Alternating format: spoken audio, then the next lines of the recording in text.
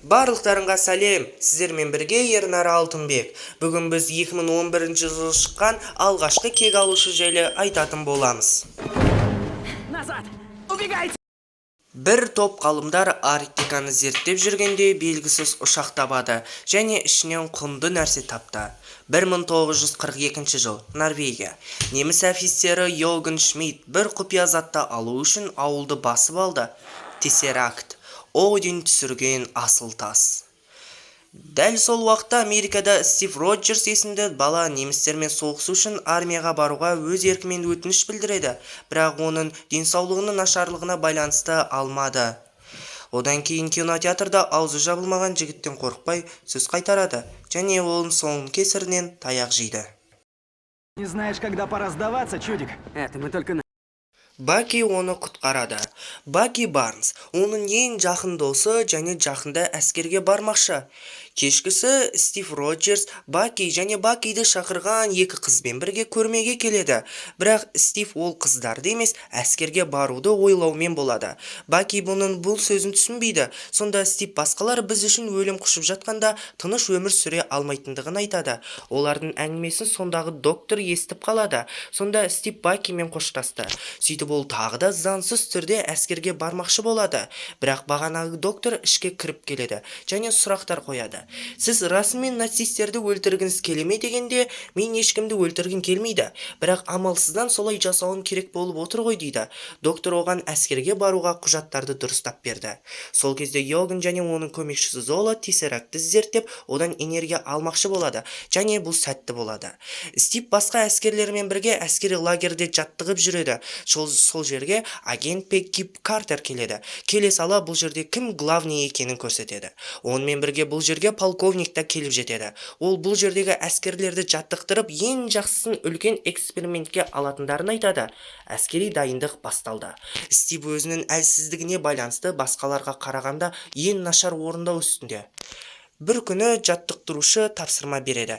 Стив ол тапсырманы өзінің ақылдығымен дұрыс орындап, Пеггидің көзіне түседі және оны таңғалдырады. Докторы полковникқа жаттығу жасатуның керегі жоқтығын, экспериментке керек әскерді тапқанын және де ол Стив Роджерс екенін айтады. Сөйтіп, полковник оның сөзін түсінбеді. Сонда бастысы күш емес, бастысы ақыл керек екенін айтады. Полковник жарылмайтын гранатаны алып, әскерлердің арасына лақтырып жібереді. Барлығы жан-жаққа бытырай қашқанда, тек Стив қана басқаларды құтқару үшін өз денесімен жауып, гранатаны жарылысынан құтқармақшы болады. Осыдан кейін ғана полковник неге Стивті таңдағанын түсінеді. Түнде жақын доктор Стивке Йоген жайлы айтып береді. Ол супер әскер болу үшін өзіне сары су екенін және сары су жүзеге асқанын, бірақ терісі зақымдалғанын айтады. Таңертең Стив супер әскер болуға бара жатады. Сонда ол Пеггиге бұл көшедегі әрбір бала оны ұратынын айтады. Сонда Пегги неге қашпайтынын айтады. Сонда ол былай жауап берді. Будешь бегать вечно. Пегги Картер Стивпен сөйлескісі келген ең алғашқы әйел болды. Олар құпия лабораторияға келді. Стивке процедура жасайды. Процедураға бар күшімен шыдап бағады және танымастай өзгерді. Бірақ керемет экспериментті Йоген Шмидттің тыншысы докторды өлтірумен құртады. Пегги оның артынан қуалайды және біраз тоқтата алды. Ары қарай Стивке тыншының артына түсіп, оны қуалай бастайды. Оның жылдамдығы тіпті көлікті қуып жетуге жетті. Стив көлікті тоқтатады және кеменің артынан қуалайды. Ақыры тыншыны Стив ұстағанда тыншы неміс құпияларын айтпас үшін «Хай Гитлер» деп өзін улап, сол жерде мерт болды. Сол уақытта Йоген өзінің жаңа қаруын зерттеп көрмекші болып, генералды атып, оларды өлтіріп көреді. Доктордың өлімінен кейін тағы да супер әскер жасау енді мүмкін емес. Ал Стив енді толық зерттеліп бітпейінше өте сирек кездесетін адам болып табылады.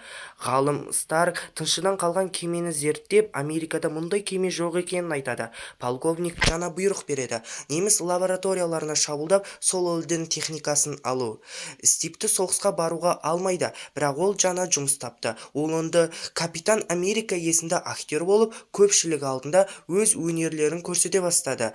Ол енді киноға түсті, рекламаға түсті, оның атында комикстер жазылды, және мұның бәрі Стивке ұнай бастады. Бірақ әскерлерге өнер көрсетуге барғанда, әскерлер оны мазақтайды. Сонда Пегги оған үлкен істер жасау керектігін және Гидра әскерлері 107-ші жаяу әскер отрядын тұтқынға алғанын айтады. Сонда Стивке Бакидің бұл отрядта екені есіне түсті. Сөйтіп генералға барғанда Гидра базасы өте мықты қорғалғанын айтып, тұтқындарды құтқармайтындығын хабарлайды. Стив тұтқындарды өзі құтқаруды шешеді. Достарына өзін жеткізіп тастауды сұрайды. Пегги мен Старк Стивке барынша базаға жақындауға көмектесті. Ол грузовиктегі екі әскермен жұдырықтасып, грузовикпен базаға кіреді. Оған базаға кіру үшін тұтқындарды босатты. Тұтқындар әскерлермен шайқасып жатқанда Стив Бакиді іздеумен болады. Тұтқындар әскерлердің қаруларын алып, оларды қолдануды біліп алды. Ал Йоган базаны беруге болмайтынын біліп, базаны жоя бастайды. Стив Бакиді бір лабораториядан тауып алды. Сонында Йоган мен Стив шайқасқа түсті. Бұдан кейін Йоган өзінің сары суынан кейін терісі қалай зақымдалғанын көрсетті. Содан кейін кетіп қалды. Стив пен Баки және құтқарылған жүздеген тұтқындармен базаға келеді. Және Стив нағыз батырға айналады да өзінің әскер болуға лайықты екенін дәлелдейді. Полковник оның әрекетіне қуанады. Стив базадан бірге қашқан әскерлерімен бірге енді жаңадан миссиялар орындауға кіріседі. Пегги Стивті жанында тұрған Бакиге де мән бермей, оны жақсы көретінін ымдап жеткізді. Старк Стивке жаңадан қалқан жасап берді. Қалқан вибраниумнен жасалған, жердегі ең мықты, ең берік темірден 3 есе жеңіл металл. Стив пен оның әскерлер Гидра базаларын бірінен соң бірін тоқтаусыз жоя бастауда. Бір күні олар пойызға да шабуылдады. Баки мен Стив пойыз ішіне кіре алды және алдыларынан әскерлер шықты. Стив оларды жиналды, бірақ Баки оларды жеңе алмай төменге құлады. Стив оны құтқара алмай қалды. Пойызды Стив басып алды және тұтқынға Зола түсті. Ол Йоган Шмидттің бірден барлық жерден шабуылдайтындығын айтып берді. Йоган Шмидт шабуылдауға дайындалуда. Стив Йоганға шабуылдауға дайындалуда. Йоган бірден жарты әлемге шабуылдамақшы. Стив оған қарсы шешуші соғыстың жоспарын дайындады. Стив жалғыз өзі базаға шабуылдап тұтқынға түсті, бірақ бұл жоспардың бір бөлігі еді. Стивтің әскерлер Гидра әскерлерімен атысуда, ал Стив Йоганның артынан қуалауда. Йоган ұшаққа кіріп үлгереді, ал Стив үлгермеді. Сонда Стивке полковник пен Картер келіп, оған ұшаққа жетуге көмектесті. Сөйтіп Стив ұшақтың дөңгелегіне секірді. Ұшақта ол бір әскерді жеңе алды, бірақ ұшақтан сыртқа шығып кетеді. Алайда ол қайтадан ұшаққа кіре алды. Сөйтіп Йоган мен Стив кездесіп шайқаса бастады. Бір кезде Йоган тессерактты ашық қолмен ұстап, Йоган Шмидт көзден вообще ғайып болады. Сөйтіп тессеракт қызыл тұрғандықтан ұшақ металын ерітіп мұхитқа түседі. Стив Пеггиге байланысқа шығып, ұшақтың Америкаға жақын қалғанын, сондықтан ұшақты осы жерге құлататынын айтады. Пегги оның ойын өзгертуге тырысты, бірақ Стив айтқаннан қайтпады. Сөйтіп өзін құрбан етті. Өлер алдын Стив Пеггиді биге шақырады. Пегги билеуге келіседі. Сөйтіп байланыс үзілді. Полковник пен Пегги Картер Стивтің өлім құшқанын түсінді. Соғыс аяқталды. Бірақ Старк Стивті іздеуін тоқтатар емес, тіпті ол тессерактты тауып үлгерді. Стив капитан Америка болды. Содан кейін Стив тірі болып шықты. Ол бір ауруханада оянады. Ол бұл жерде бір нәрсе дұрыс емес екенін байқады.